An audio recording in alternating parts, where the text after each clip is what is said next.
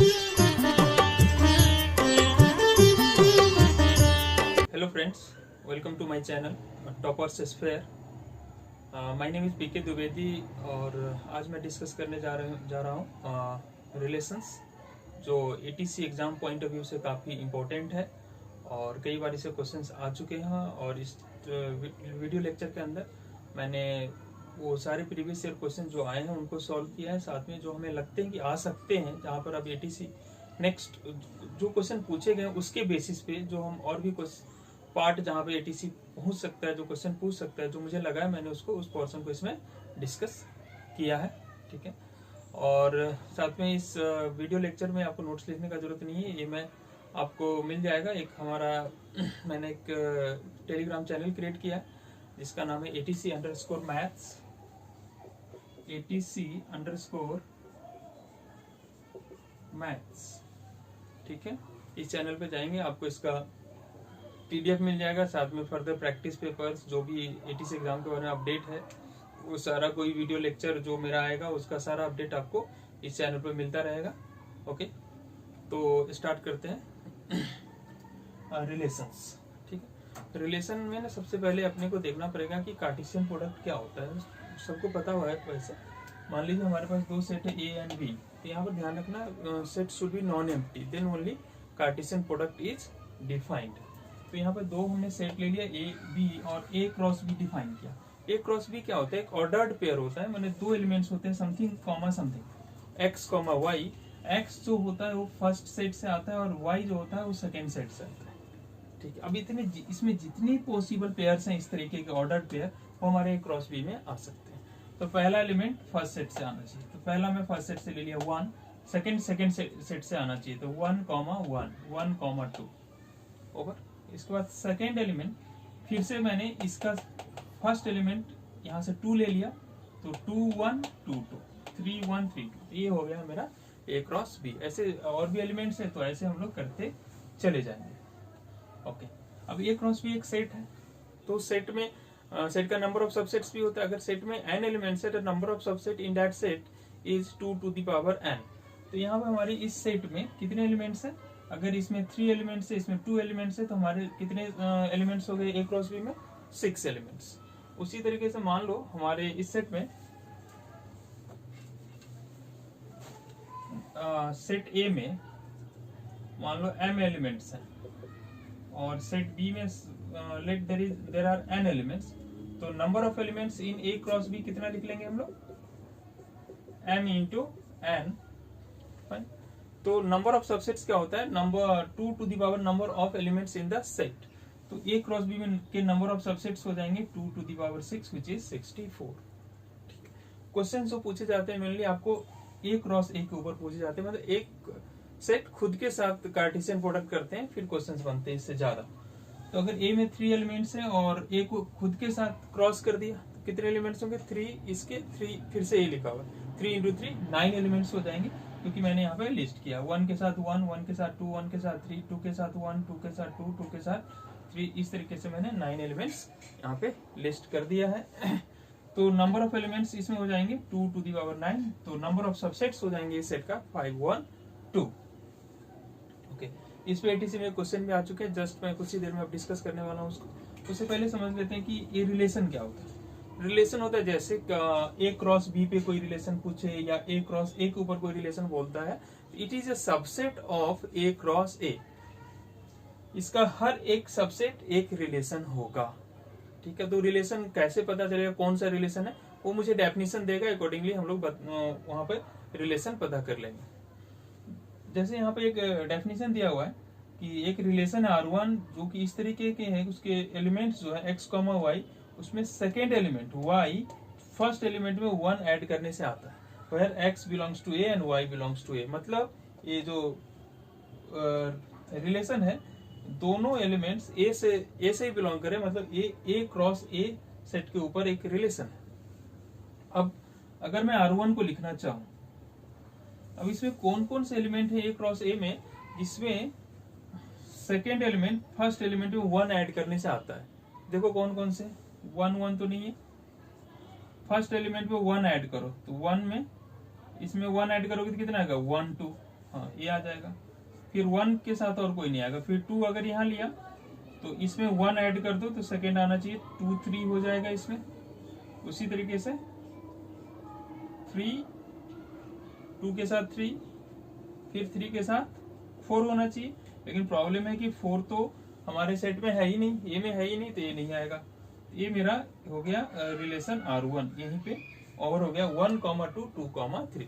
इसी तरीके से और भी डेफिनेशन देगा। इस तरह का जो डेफिनेशन वो देता है उसको बोलते हैं सेट बिल्डर फॉर्म, और इस तरह से जो हम लिख रहे हैं फाइनली लिस्ट कर रहे हैं एलिमेंट्स को, इसको बोलते हैं रोस्टर फॉर्म। तो देखो हमें लगता है एटीसी एक और पॉइंट को टच कर सकता है कि हमें ये रिलेशन लिख दिया, बोला इसका डोमेन बताओ। तो डोमेन क्या होता है, ये जो एक्स है ना, first collection of set of all first elements is called the domain of the relation. यहाँ पर फर्स्ट एलिमेंट्स क्या है 1 and 2, इस रिलेशन R1 का जो डोमेन हो गया वो 1, 2 हो जाएगा। रेंज क्या होता है, it is a set of all collection of second elements, है ना, ऑर्डर्ड पेयर में सेकेंड एलिमेंट्स जो आते हैं उनके कलेक्शन को हम लोग रेंज बोलते हैं। तो यहाँ कौन कौन है सेकेंड एलिमेंट इस रिलेशन में, 2 3, तो हो गया 2, 3, इसका रेंज हो गया, है ना, second elements range, first element का कलेक्शन डोमेन किसी भी रिलेशन का। को डोमेन क्या होता है, देखो अगर मेरा रिलेशन A क्रॉस B पे है, A टू B है, तो B सेट को कोडोमेन बोलते हैं। अगर हमारा रिलेशन A क्रॉस A है तो सेकंड में क्या रहा, B की जगह पे A मेरा हो गया कोडोमेन। तो यहाँ पे A मेरा हो जाएगा कोडोमेन, दैट इज 1, 2, 3, है ना। अगर A क्रॉस B पे होता है तो B मेरा कोडोमेन हो जाता। और तो एक क्वेश्चन देख लेते हैं जो ऑलरेडी एटीसी में आया हुआ है। देखिए आपके स्क्रीन पे क्वेश्चन विजिबल है। Let A be the set having P elements and B be the set having Q elements, then number of relation from A to B। अब A में P elements हैं, B में Q elements हैं, तो कितने relation होंगे। Relation होता है क्या, number of subset of A cross B। तो अगर A में P elements है, number of elements in A is P, number of elements in B is Q, then number of elements A cross B में कितना हो जाएगा, number of elements in P into number of elements in A into number of elements in B which is P into Q। इतने elements हो गए। तो relation क्या होता है, subset, number of subset, number of relation will be equal to the number of subset. Subset क्या होता है, 2 to the power number of elements in the set, तो 2 to the power PQ, option number C. Next point is empty relation and universal relation. इसमें क्या है कि ये topic मैंने पहले पिक क्यों किया है कि इसमें एम्प्टी रिलेशन पे बेस्ड ना कुछ क्वेश्चन बहुत ट्रिकी बनते हैं और उसमें बच्चे बिल्कुल कंफ्यूज हो जाते हैं। अगर एटीसी में आता है तो फिर वहां पे आप कंफ्यूज ना हो, इसलिए मैंने इस टॉपिक को पिक किया है।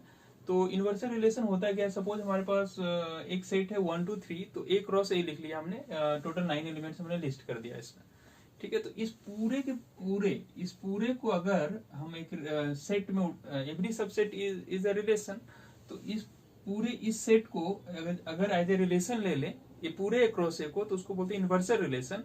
जबकि कोई भी एलिमेंट नहीं ले, smallest relation on this set is empty relation and this is the biggest relation. Empty relation में कोई भी एलिमेंट नहीं होता, है ना, और यूनिवर्सल रिलेशन में सारे के सारे एलिमेंट्स होते हैं। ओके, तो अब स्टार्ट करते हैं रिलेशन का मोस्ट इंपॉर्टेंट पार्ट, जहां से क्वेश्चन आने के सबसे ज्यादा चांसेस हैं, वो है टाइप्स ऑफ रिलेशन।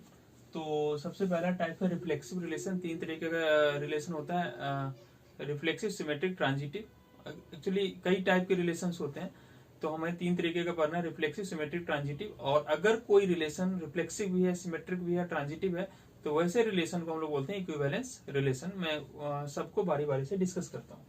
पहले रिफ्लेक्सिव रिलेशन क्या होता है, मान लो if each element of set A is associated with itself, है ना, सेट ए का हर एलिमेंट खुद के साथ एसोसिएटेड है तो रिफ्लेक्सिव है।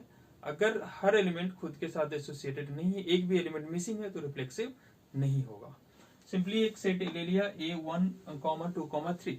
अब इसमें देखो ए रिलेशन एक ए है, ए लिखा हुआ है रोस्टर फॉर्म में, क्या ये रिफ्लेक्सिव है। देखो 1, 1 के साथ एसोसिएटेड है, 2, 2 के साथ एसोसिएटेड है, लेकिन 3, 3 के साथ एसोसिएटेड नहीं है, मिसिंग है, तो ये रिफ्लेक्सिव नहीं है।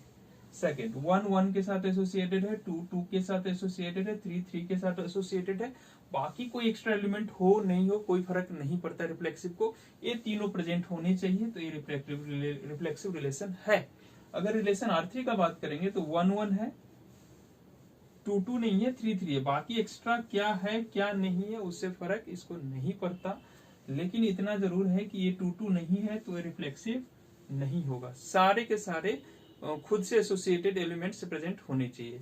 एक फोर्थ एग्जांपल हमने लिया, ए रिलेटेड टू बी, ऐसे भी लिखते हैं रिलेशन को, ऐसे भी डिफाइन करते हैं, A related to B if A divides B on set of natural number. यहाँ पे हमने सेट ए पे डिफाइन किया था रिलेशन, यहाँ पर ये रिलेशन नेचुरल नंबर पे डिफाइन कर रहा है, मतलब आपको जो एलिमेंट्स लेने हैं वो n क्रॉस n सेट्स, यानी एक नेचुरल नंबर पहला सेट और उसको खुद के साथ क्रॉस करने से 1 1 1 2 1 3 1 4 up to infinite 2 1 2 2 2 3 up to infinite, इस तरह के एलिमेंट्स हैं। तो क्या है रिफ्लेक्सिव है? तो देखो हर एलिमेंट खुद के साथ एसोसिएटेड है।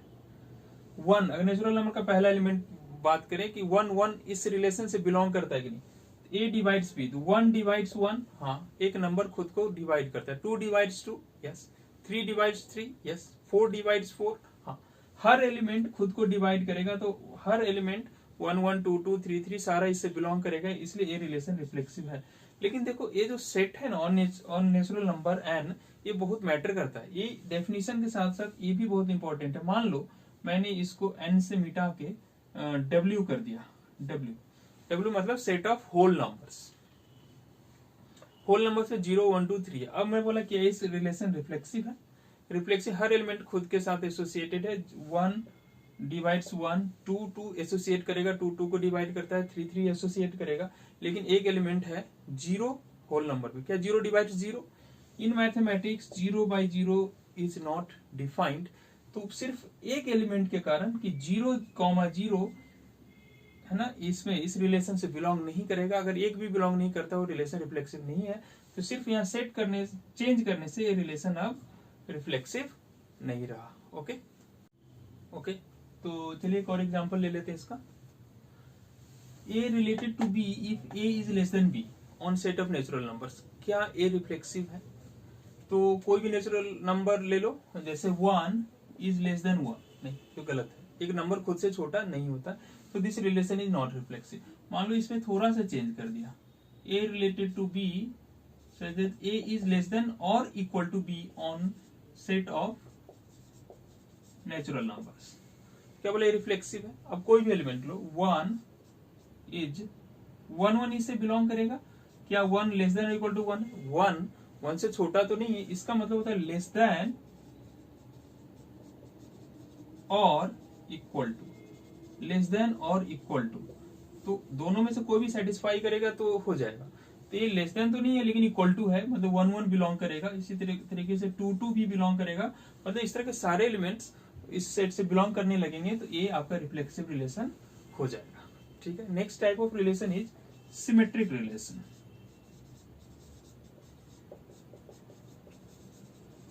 सिमेट्रिक रिलेशन क्या होता है? ये बोलता है कि अगर if A related to B then B related to A, अगर A भी उस सेट में होगा तो BA भी होना चाहिए, AB का होना है और BA नहीं है तो ये सिमेट्रिक नहीं होगा। अब मान लो AB है ही नहीं तो कोई बात नहीं, तब कोई समस्या नहीं, लेकिन अगर AB है तो BA का होना मस्ट है। ओके, इस पे एक बहुत ही ट्रिकी क्वेश्चन बनता है जिसके लिए मैंने आपको एम्प्टी सेट बताया था, वो हम आगे एग्जाम्पल में डिस्कस करते हैं।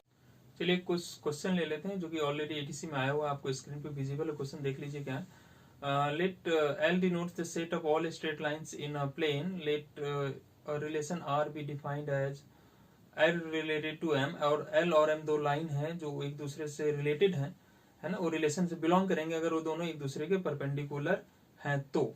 चार ऑप्शन है, रिलेशन रिफ्लेक्सिव है, सिमेट्रिक है, ट्रांजिटिव है और इक्विवेलेंस रिलेशन।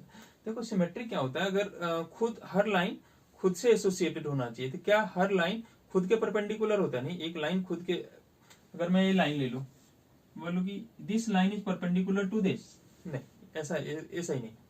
दूसरा, अगर मान लो लाइन एक L ले लिया और एक लाइन M ले लिया, अगर L M के परपेंडिकुलर है तो M L के भी परपेंडिकुलर होगा, तो अगर L M इससे बिलोंग करता है तो ML भी करेगा। कोई भी लाइन कोई भी लाइन ले लो, अगर ए इसके परपेंडिकुलर है तो ए भी इसके परपेंडिकुलर होगा, मतलब ये रिलेशन सिमेट्रिक है। ट्रांजिटिव क्या होता है हम लोग आगे पढ़ेंगे। सो this relation is symmetric relation, ठीक है। ओके, इसमें ऑप्शन दिया हुआ है ट्रांजिटिव, तो इसको ऐसे लिखना चाहिए था, ए अगर ये लाइन इसके परपेंडिकुलर है नहीं, ठीक है, सिमेट्रिक करेक्ट है, ट्रांजिटिव नहीं होगा। और ठीक है, ओके, एक और एग्जांपल देख लेते हैं। मान लो अगर इसी में रहता L be denote the set of all straight lines in a plane and R be denotes the relation such that L is related to M if L is parallel to M. अगर ये दोनों parallel हैं तो वो उस relation में आ जाएंगे। तो क्या हर लाइन, क्या ये रिफ्लेक्सिव होगा? क्या हर लाइन खुद के पैरेलल होता है? हाँ, हर लाइन खुद के पैरेलल होता है, तो ये रिफ्लेक्सिव हो जाएगा। So given relation is reflexive. क्या सिमेट्रिक भी होगा? मान लो एक लाइन L पैरेलल है M के, तो M भी पैरेलल होगा L के, बिल्कुल सही बात है, ये सिमेट्रिक रिलेशन भी होगा। ये सिमेट्रिक भी, एज फॉर सिमेट्रिक भी हो जाएगा। ट्रांजिटिव बाद में डिस्कस करेंगे। एक बहुत ही ट्रिकी क्वेश्चन है जो मुझे डिस्कस करना था, क्या एम्प्टी रिलेशन एक रिफ्लेक्सिव रिलेशन है? देखो, एम्प्टी रिलेशन में क्या है, एम्प्टी रिलेशन में कोई भी नहीं होता, जबकि रिफ्लेक्सिव में क्या होना है, हर एलिमेंट खुद के साथ एसोसिएटेड होता है, होना चाहिए। तो ये रिलेशन एम्प्टी रिलेशन रिफ्लेक्सिव नहीं होगा। क्या ये सिमेट्रिक होगा?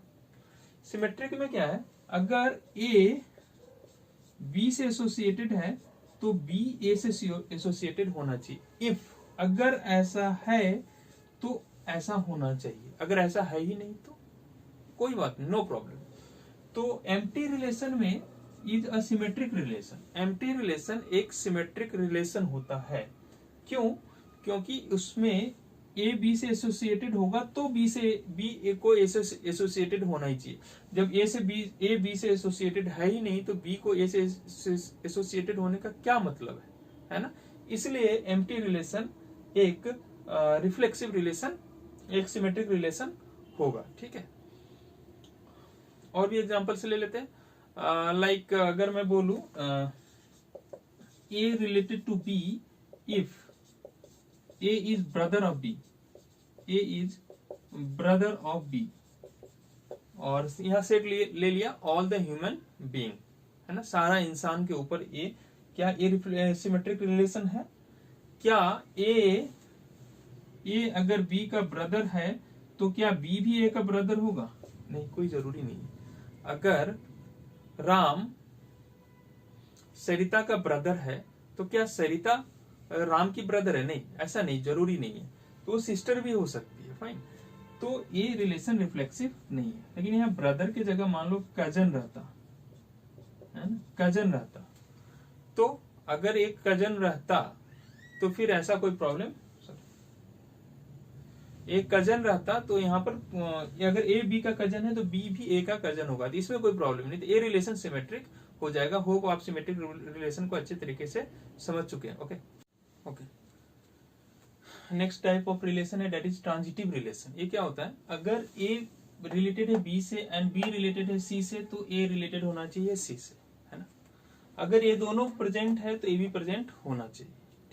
अगर ए प्रेजेंट है, ए प्रेजेंट नहीं है तो कोई इशू नहीं है ना। 1,2 है ना, और 2,3 है तो फिर 1,3 होना चाहिए। दैट इज, मान लो अगर 1,2 प्रेजेंट है और 2,3 प्रेजेंट है, एक A related to B, B related to A related to B, B related to C, then 1 should be related to 3। मान लो सिर्फ 1, 2 है, 2, 3 है ही नहीं तो कोई इशू नहीं है, तब वो ट्रांजिटिव होगा, है ना। लेकिन अगर ये दोनों है और ये नहीं है तो रिलेशन ट्रांजिटिव नहीं होगा। हम एग्जांपल्स के साथ देखेंगे इसको। Next one is equivalence relation. अगर कोई रिलेशन रिफ्लेक्सिव भी है, सिमेट्रिक भी है, ट्रांजिटिव भी है, तो इक्विवेलेंस रिलेशन होगा, ठीक है। ये तीनों टेस्ट पास करना जरूरी है, कहीं भी एक फेल हो गया तो रिलेशन इक्विवेलेंस नहीं होगा। चलिए एक एग्जाम्पल के साथ देखते हैं। मान लीजिए एक सेट ले लिया ऑल रियल नंबर्स, और रिलेशन का डेफिनेशन है A related to B if a minus B is even. अगर a माइनस बी इवन होगा तो वो सेट से बिलोंग करेगा। अब मान लो रियल नंबर्स नहीं लेते, सेट ऑफ रियल नंबर्स नहीं लेते, सेट ऑफ इंटीजर्स ले लेते हैं, इंटीजर्स जेड, है ना। तो अब देखो पहले रिफ्लेक्सिव है क्या, रिफ्लेक्सिव का बात करते हैं, आर फॉर रिफ्लेक्सिव। तो क्या हर एलिमेंट खुद के साथ एसोसिएटेड होगा? हाँ, आप अगर 1,1 का बात करेंगे तो 1 माइनस 1 क्या हो जाएगा, 1 माइनस 1 जो कि हो जाएगा 0। तो 0 एक इवन नंबर है। वैसे 2,2 लेंगे तो क्या उसे वो उस रिलेशन से बिलोंग करेगा? क्या 2 माइनस 2 इवन होगा? हाँ, 2 माइनस 2 भी इवन होगा। -3, -3 ये भी 0 हो जाएगा। तो ये रिलेशन रिफ्लेक्सिव तो होगा, हर एलिमेंट खुद के साथ एसोसिएट करेगा और वो रिलेशन से बिलोंग करेगा। सेकेंड बात है सिमेट्रिक। क्या अगर a minus B, a comma B belong करता है रिलेशन से, तो क्या b कॉमा ए भी बिलोंग करेगा रिलेशन से? ये कैसे समझेंगे? a कॉमा बी रिलेशन से बिलोंग करता है, इसका मतलब क्या है, a माइनस बी इवन है, तो क्या b माइनस ए भी इवन होगा? अगर मान लो 6 माइनस 4 2 है, तो 4 माइनस 6 क्या होगा, -2। अगर 2 इवन है तो -2 भी इवन होगा। तो अगर a comma B relation r से बिलोंग करेगा तो b कॉमा ए भी बिलोंग करेगा। तो ये रिलेशन सिमेट्रिक भी है। क्या ट्रांजिटिव भी है? ट्रांजिटिव का क्या मतलब है, मान लो 2,4 इससे बिलोंग करता है and a comma B belongs to r and 4,6 2a comma B belongs to r, b comma c 4,6 भी बिलोंग करता है r से। तो क्या 2 और 6 भी बिलोंग करेगा r से? हाँ, अगर इन दोनों का डिफरेंस इवन है, इन दोनों का डिफरेंस इवन है, तो करके देख लो, इन दोनों का डिफरेंस भी क्या आएगा, इवन ही आएगा। इसलिए ये रिलेशन क्या होगा, ट्रांजिटिव होगा। ऐसा कोई भी एग्जाम्पल ले लो, है ना। ये दोनों एलिमेंट सेम होने चाहिए, क्योंकि इसके डेफिनेशन में है a related to b, b related to c, तो a रिलेटेड टू c। अगर इन दोनों का डिफरेंस इवन है, इन दोनों का डिफरेंस इवन है, तो 100% इन दोनों का डिफरेंस भी इवन होगा, तो ये रिलेशन ट्रांजिटिव भी होगा। अगर ये रिफ्लेक्सिव, सिमेट्रिक, ट्रांजिटिव तीनों है, इसका मतलब ये रिलेशन इक्विवेलेंस रिलेशन भी है। चलिए कुछ और एग्जांपल्स देख लेते हैं। क्या एम्प्टी रिलेशन एक इक्विवेलेंस रिलेशन है? नहीं, इक्विवेलेंस नहीं, क्योंकि ये आपको पता है रिफ्लेक्सिव नहीं होता। सिमेट्रिक तो होता है। क्या है, ट्रांजिटिव होता है। ट्रांजिटिव में क्या है, अगर ए बी प्रेजेंट है, A B belongs to R and B C belongs to R, then A C belongs to R. A B B C दोनों प्रेजेंट है तो ए सी होना चाहिए। जब ए बी बी सी है ही नहीं तो ए सी होने का क्या सवाल है? जब है ही नहीं तो कोई प्रॉब्लम नहीं है। एम्प्टी में कुछ भी नहीं है, तो empty relation is a transitive relation. ये काफी इंपॉर्टेंट है, यहाँ बच्चे कंफ्यूज करते हैं। तो this relation is transitive, this relation is symmetric but not reflexive, so this relation is not equivalence relation. Next example लेते हैं। मान लो डेफिनेशन है x related to y if x equal to y, और यहाँ सेट मेंशन नहीं है, मतलब समझ लेना रियल नंबर्स की बात कर रहे हैं। तो क्या ये रिफ्लेक्सिव है? क्या 1,1 इससे बिलोंग करेगा? क्या 2,2 इससे बिलोंग करेगा?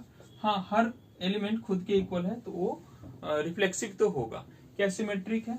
सिमेट्रिक क्या बोलता है, अगर ए बी बिलोंग करता है इस सेट से, तो बी ए को भी इस सेट से बिलोंग करना पड़ेगा।